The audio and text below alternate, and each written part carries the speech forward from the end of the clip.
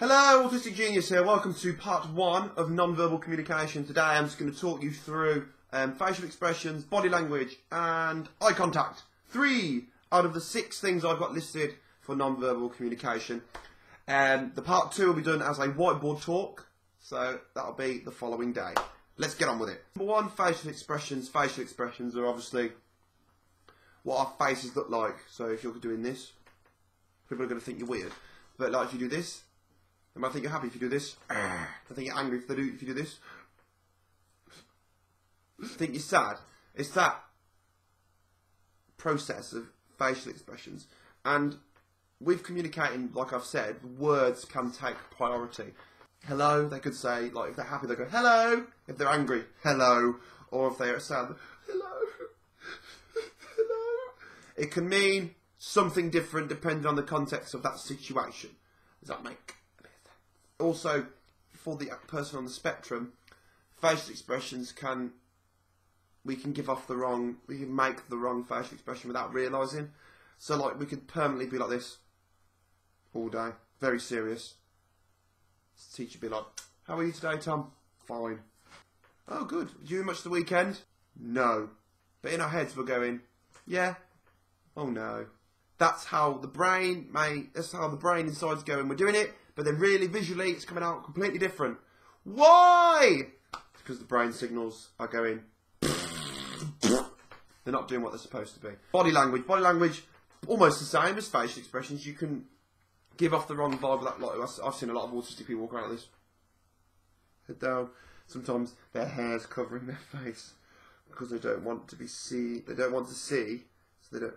So if they don't see, because of the theory of mind, if they can't see, then the world can't see them. Things like that. And of course, body language, you can stand up straight and be confident. You can go down, be miserable, or just be really floppy and chilled out, and not be aware of what your body's doing, giving off the vibe. Vibes are like what people give off. Everyone has like a vibe. Some people, you walk in a room, you think, yay! Some people walk in a room, you think, oh god. But like, a lot of people, depending on their mood and their body language, can give off a vibe. Now, these vibes on the autistic spectrum, in my opinion, for me, can either be they don't read the vibe at all.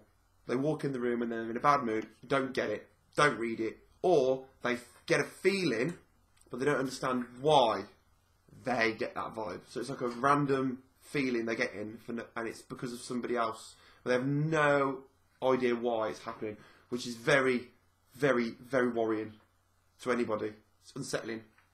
It's not a nice feeling at all. If we're misreading these signals, we may say something that we feel is okay to say because we haven't read the situation correctly, or been able to see, or be able to look at that person who's like really like miserable, looks quite low, head slumped and stuff, and been able to look at their perspective and go, they're not happy, probably going to leave them alone. For me, that's my thing. If somebody looks miserable, I think they're miserable, I just don't talk to them. Done. Whatever. Because I'm not good with feelings. One, because I'm autistic, and one, because I'm a bloke. And also, we're going to do like I said before, we're going to give off the wrong vibe by accident as well. We can walk in a way, completely unaware. People think we're in a really bad mood. We're really sad, really happy.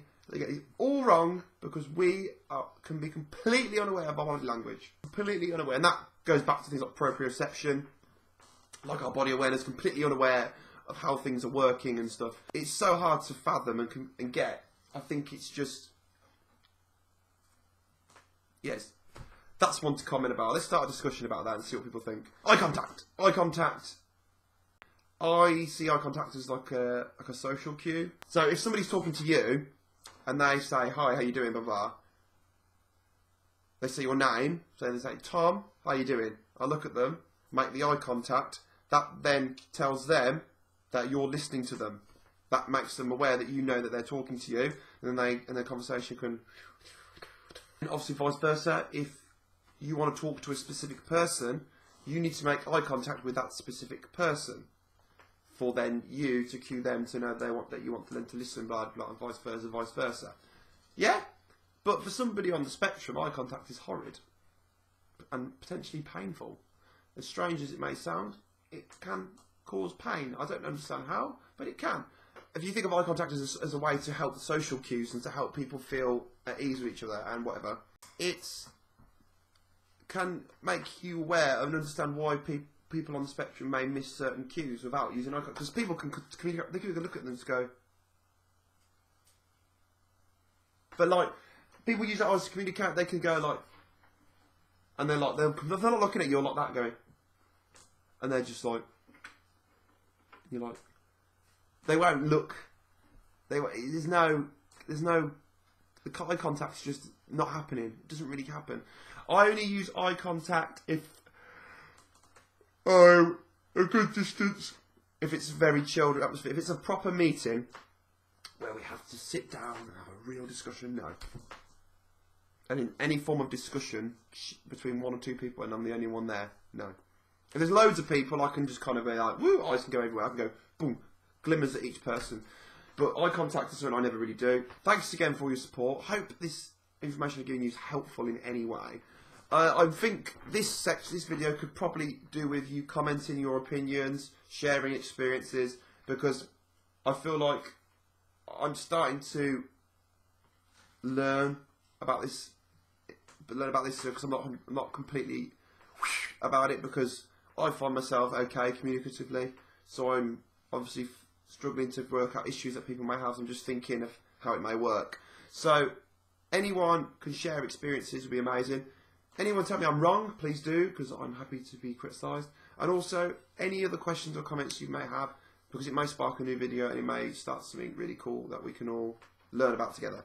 Thank you all so much for your time, and bye!